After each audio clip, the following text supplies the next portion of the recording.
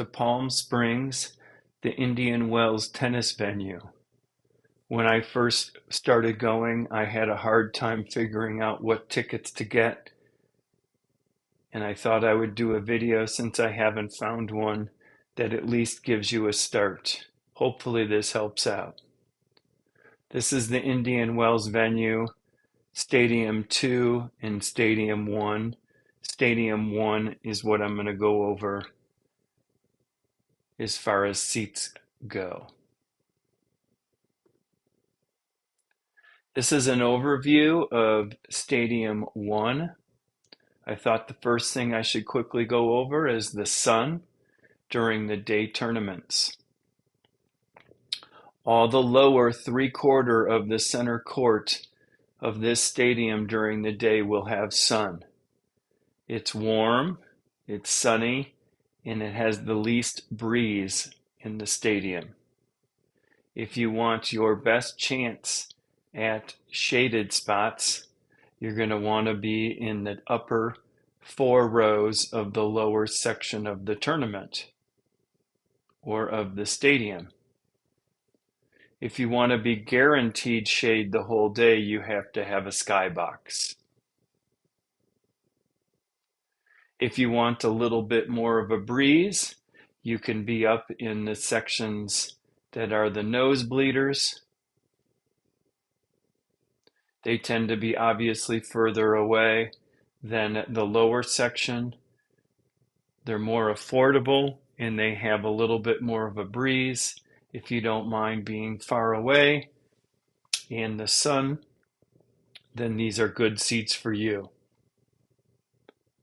They do get shade or somewhat shade starting around 2 o'clock or so, and it'll continue as the day goes around or coming closer to the evening. These two sections are your best sections, 408 through about 416 and 504 through 506. They tend to be your best shade as the afternoon goes on. On the lower section, 108 to 118, from around 11 o'clock to 2 o'clock, upper rows are your best sections and rows for shade. The tournament starts every day at 11 o'clock, so these would be your first time of day shaded seats. From 118 to 226 and so on will be after 2 o'clock and continue to get more shaded as the day goes on. Like I said, there are no seats in the lower section that will be in the shade for the day until the evening events.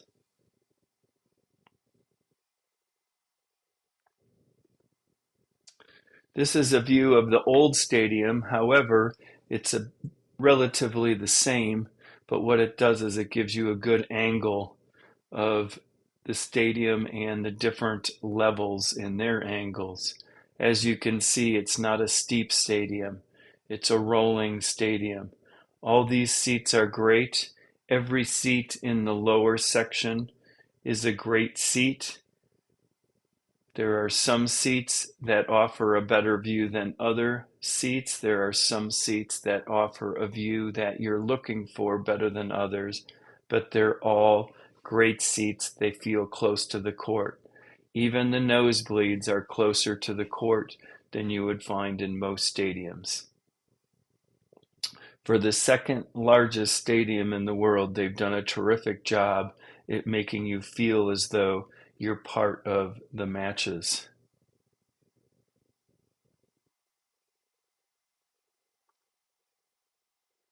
This is a good view for me to explain some of the seats and give you a quick overview of what you might be looking for. These upper nosebleed seats, again, they're a little steeper. I do not think the first row is the best row up here because you look over a metal roof, but the second, third, and fourth row are the better seats in the nosebleeds. They typically run around 60 to $80 depending on the day. The most common days for people to go to the tournament are the first Friday, Saturday, Sunday days. It's when the majority of the players are all playing. You get to see all the players that you want to see, and they're not eliminated yet. The evening matches tend to be obviously some of the better players in the top 10. Occasionally, you'll have a top 10 player playing center court during the day. Sometimes you'll even see a top 10 player playing on one of the side courts. At Indian Wells Tournament, unlike most of the other tournament, the coaches tend to sit or do sit on the players' side of the court in the corners. On a lot of tournaments around the world, the coaches' sections are on the opposite side of the players. However, Indian Wells in the past has always been on the player side corner for the coaches and everybody else in their box. If you're looking to be on TV and get the most action as far as listening to the players, listening to the coaches in the most intimate setting, these corners of Stadium 1 on the players' side are the most popular sections, and they tend to be more of a premium. Depending on the night, they can go from anywhere from $400, $300, $400 a ticket up to $1,200 a ticket. Again, it depends on the night. The first weekend, they tend to be pretty popular because you're getting a lot of different good players. The higher you get up in the stadium, the top half of the lower level tend to be less expensive but still good seats. You'll probably find a range of $250 to $350, some $400 depending on the night for these upper half of the lower level. Some of the wanted seats that tend to sell out and are hard to get on the upper level of the lower part of the stadium are these top row sections. They're only on 4 groups of the stadium, this one, in the corners basically. And what they offer you on the top row is a little space in front of your seats. It tends to be about 4 feet of cement in front of your seats. It gives you a feeling of having your own row and not being socked in by other people. They tend to go really fast. They tend to be a little bit more expensive versus the rows below it, but they're really good seats. If you can score one of these boxes on the main walking level, they're really nice too. It's sort of like your own little private box. You have a wall to put your drinks on. You can see the court very well. There's a limited amount of people in there, and you have easy access in and out for food, etc. These are really popular, but they tend to sell out, and you really have a hard time trying to find them. If you can find them, they're worth scooping up. The two ends of the court, this one and this one, are great seats. However, they come at an extreme premium. This one side here is all what we call the famous people. You have to have a connection, or you need to know certain people, or be able to spend a lot of money, or a donator to the tournament. But this is usually where you would see, let's say, Larry Ellison, Bill Gates, his family, other famous people always sit on this side in the biggest box. There's no leather chairs. They're regular, nice, cushy chairs. They have their own entrance, and they're very nice and hard to get. The other side you can purchase. They come at a lot of money. They usually come starting around $1,000 and go up to about $3,000, $4,000, depending on the night. During the finals, in the semifinals. These can go up to $5,000 a ticket. If you'd like to be on that end of the court, I recommend you go not the first row behind these groups, but the second or third row. The first row has a fogged glass you can see over here. The fogged glass you can see over it, but it's a distraction in my opinion. I have never liked it. If you want the feeling of the front row looking down over the court like these people do on these two ends, I recommend the four corner first two rows. These two rows on all four corner tend to be the same visual as you get on the end. People like these because you get to see the players well, the serves well, and you get to listen to comments, and it's an intimate setting. The first two rows of the entire stadium are all leather seats. The third row and up are regular hard plastic seats, which are still extremely comfortable. If you don't like big crowds or being socked in the center of a row, I recommend these little four, or not four, but these little corners. There's not many seats on them. I believe the top row is 6 and it counts down till you get to the bottom. There's only 4 rows from top to bottom. They're great seats. I've sat in them and it feels like you're in your own little section, very similar to this last row and the boxes.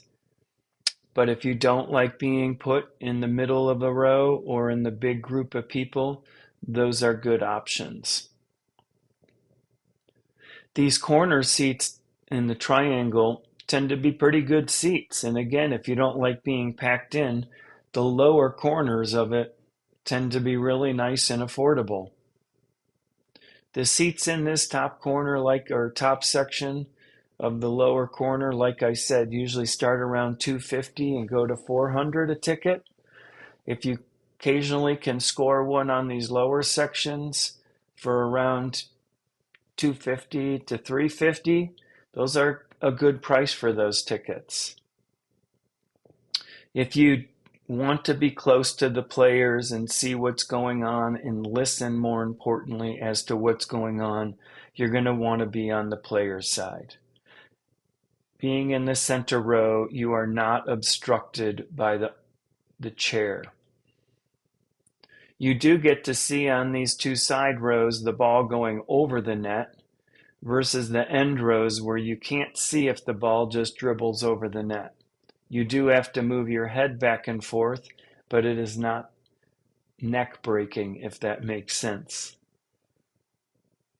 If you don't want any obstructions, then I recommend the other side where it's just the press who goes in this little section here.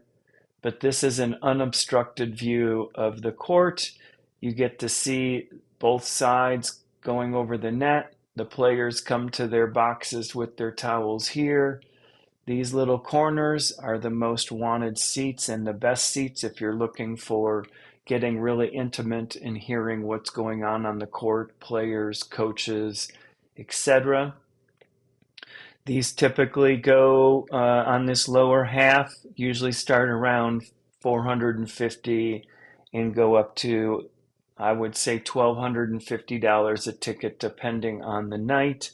If you can get tickets somewhere in that $500, $600, $700 range in this bottom close or first 4 or 5 rows for a Friday, Saturday, or Sunday night, you're getting a good deal. Occasionally, when you purchase tickets ahead of time versus waiting closer to the tournament, you can get tickets for under $500 or under $600 on those Friday, Saturday, or Sunday nights. And again, they're good. It's a good price, believe it or not, for those tickets.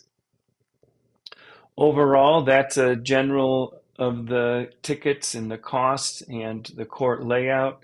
Like I said earlier, all the lower tier or lower section tickets are good viewing spots, good viewing seats.